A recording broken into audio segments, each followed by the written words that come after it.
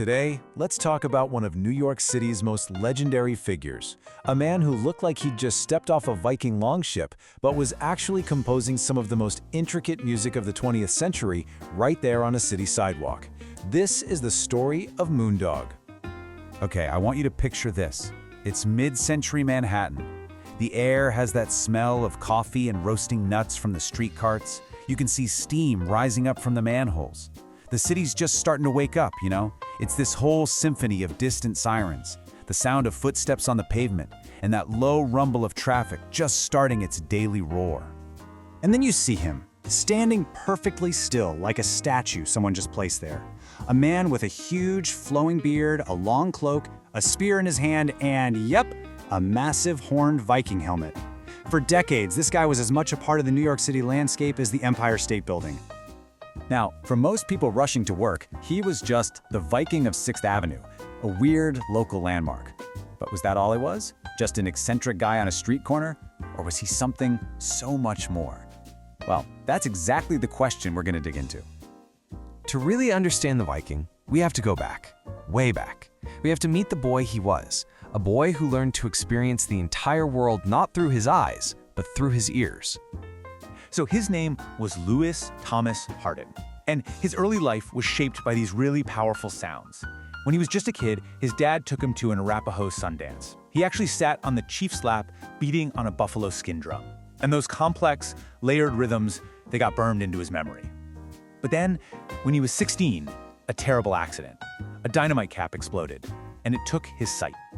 But here's the thing. That tragedy unlocked something completely extraordinary.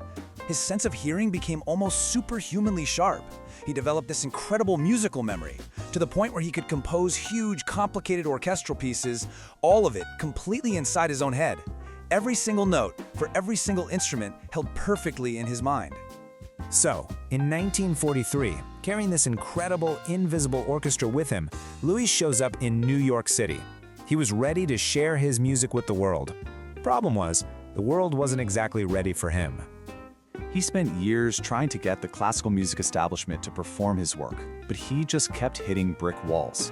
So he made a pretty radical decision.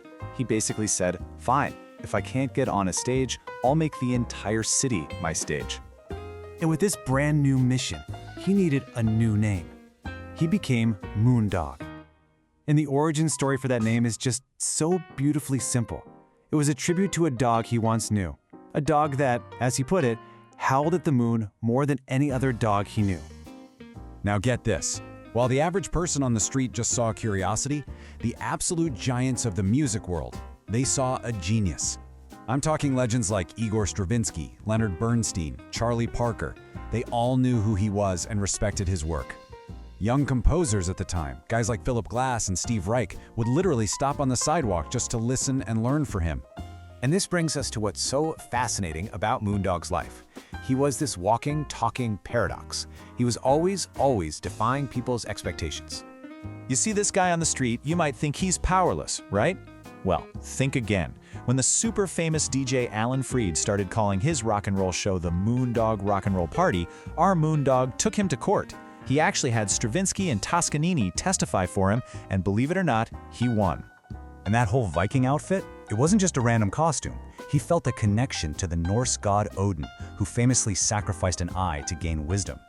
Moondog felt he had sacrificed his sight, but he was also a hardcore pacifist. That spear, to him it wasn't a weapon, it was a poet's scepter. And this quote right here, it just sums him up perfectly. He refused to live his life or write his music in anyone else's boring, predictable rhythm. He was sharp, he was funny, and he was 100% his own person. His music was just as unique.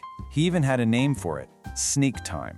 It had all the super disciplined mathematical structure of someone like Bach, but it was mixed with the wild, unpredictable rhythms he heard all around him on the streets.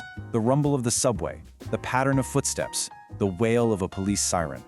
So, after decades of standing on that corner with the city as his one and only stage, the mainstream music world finally came to him. In 1969, a producer for Columbia Records, of all places, walks right up to Moondog on his corner and makes him an offer that would change absolutely everything. And what was that offer? It was the chance to conduct a full 50-piece orchestra, playing his music, his way, for a major record label. No compromises. The world had finally caught up. Can you just imagine what that must have felt like? Standing in that recording studio, finally hearing those huge symphonies that had only ever existed in his mind, finally brought to life by 50 professional musicians. He said it himself, it was the happiest day of his life. The Viking of 6th Avenue had his masterpiece. But the story doesn't end there, in that studio. In one final, totally unexpected twist, Moondog's life took him thousands of miles away from the city that had been his stage for so long. So in 1974, he gets an invitation to do a radio show in Germany. He goes, he does the concert, and then he just decides, you know what? I'm staying. And there, he met a family, the Summers, who took him in, gave him a home, and dedicated years to the enormous task of translating his entire life's work from Braille into sheet music so the world could play it. And because of that work, his influence is still growing today. His rhythms directly inspired the minimalist music movement. Janis Joplin actually covered his song All Is Loneliness. Today, world-class groups like the Kronos Quartet perform his symphonies, and DJs are constantly sampling his track Bird's Lament. In the end, his whole artistic vision comes down to these simple, powerful words. He wasn't just some guy on the street, he was in a conversation with the street. The city made its noise, and he answered back with his music. So the next time you're walking down a busy city street, with all the chaos and noise swirling around you, just for a second, stop and listen. Listen really closely. You might just be able to hear a few notes from Moondog's Endless Symphony. Like this episode? Support us with a like and subscribe to the New York Insider. Every week, we bring a new NYC legend or hidden secret to life. Don't miss out.